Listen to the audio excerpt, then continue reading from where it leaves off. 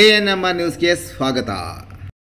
ಚಿಂತಾಮಣಿಯ ಹೆಸರಾಂತ ಡೆಕ್ಕನ್ ಆಸ್ಪತ್ರೆ. ನಮ್ಮಲ್ಲಿ ಜನರಲ್ ಮೆಡಿಸಿನ್, ಸಾಮಾನ್ಯ ಶಸ್ತ್ರಚಿಕಿತ್ಸೆ, ಅಡ್ವಾನ್ಸ್ಡ್ ಲ್ಯಾಪ್ರೋಸ್ಕೋಪಿಕ್ ಶಸ್ತ್ರಚಿಕಿತ್ಸೆ, ಗ್ಯಾಸ್ಟ್ರೋಎಂಟರಾಲಜಿ, ಮೂಳೆ ಚಿಕಿತ್ಸೆ, ಪ್ರಸೂತಿ ಮತ್ತು ಸ್ತ್ರೀರೋಗ ಶಾಸ್ತ್ರ, ಮಕ್ಕಳ ಚಿಕಿತ್ಸೆ, ದಂತ ಚಿಕಿತ್ಸೆ, ಕಿವಿ, ಮೂಗು ಮತ್ತು ಗಂಟಲು, ಮೂತ್ರಶಾಸ್ತ್ರ ಚಿಕಿತ್ಸೆ, ನರವಿಜ್ಞಾನ, ನಾಳಿಯ ಮತ್ತು ಎಂಡೋವ್ಯಾಸ್ಕ್ಯುಲರ್, ನೆಫ್ರಾಲಜಿ, ಡಯಾಲಿಸಿಸ್, ಬೌಲ್ ಚಿಕಿತ್ಸೆ, ರೇಡಿಯಾಲಜಿ, ಎಂಡೋಸ್ಕೋಪಿ ಲಭ್ಯ.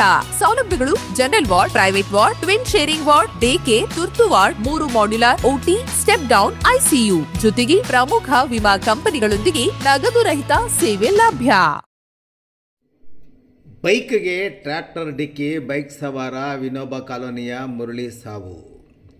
ಚಿಂತಾಮಣಿ ನಗರದ ರಾಷ್ಟ್ರೀಯ ಹೆದ್ದಾರಿ ಎಂಜಿ ರಸ್ತೆಯ ಪಟೇಲ್ ಹೋಟೆಲ್ ಬಳಿ ಟ್ರ್ಯಾಕ್ಟರ್ ಮುಂದೆ ಹೋಗುತ್ತಿದ್ದ ಬೈಕ್ ಸವಾರನಿಗೆ ಹಿಂದೆಯಿಂದ ಡಿಕ್ಕಿ ಹೊಡೆದ ಪರಿಣಾಮ ಬೈಕ್ ಸವಾರ ಕೆಳಕ್ಕೆ ಬಿದ್ದು ಗಾಯಗಳಾಗಿ ಚಿಕಿತ್ಸೆ ಫಲಕಾರಿಯಾಗದೆ ಕೋಲಾರ ಆಸ್ಪತ್ರೆಯಲ್ಲಿ ಮೃತಪಟ್ಟಿರುವ ಘಟನೆ ಬುಧವಾರ ರಾತ್ರಿ ನಡೆದಿದೆ. ಮೃತಪಟ್ಟ ಬೈಕ್ ಸವಾರನನ್ನು ನಗರದ ವಿನೋಬ ಕಾಲೋನಿಯ ಹಿರಿಯ ಮುಖಂಡರಾದ ರಂಗಪ್ಪನವರ ಮಗ 28 ವರ್ಷದ ಮುರಳಿ ಎಂದು ಗುರುತಿಸಲಾಗಿದೆ.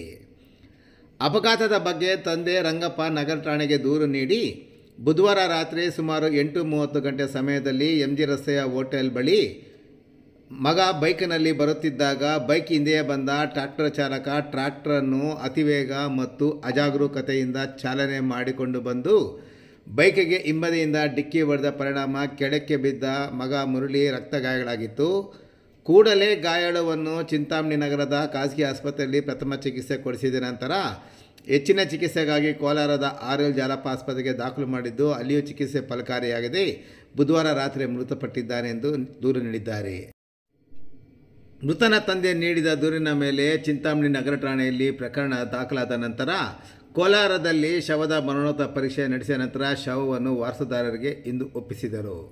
ಮೃತನ ಅಂತ್ಯ ಸಂಸ್ಕಾರ ಗುರುವಾರ ಸಂಜೆ 4 ಗಂಟೆಗೆ ಚಿಂತಾಮಣಿ ನಗರದ ಚೇಳೂರು ರಸ್ತೆಯಲ್ಲಿರುವ ಹಿಂದೂಗಳ ರುದ್ರಭೂಮಿಯಲ್ಲಿ ನೆರವೇರಿಸಲಾಯಿತು.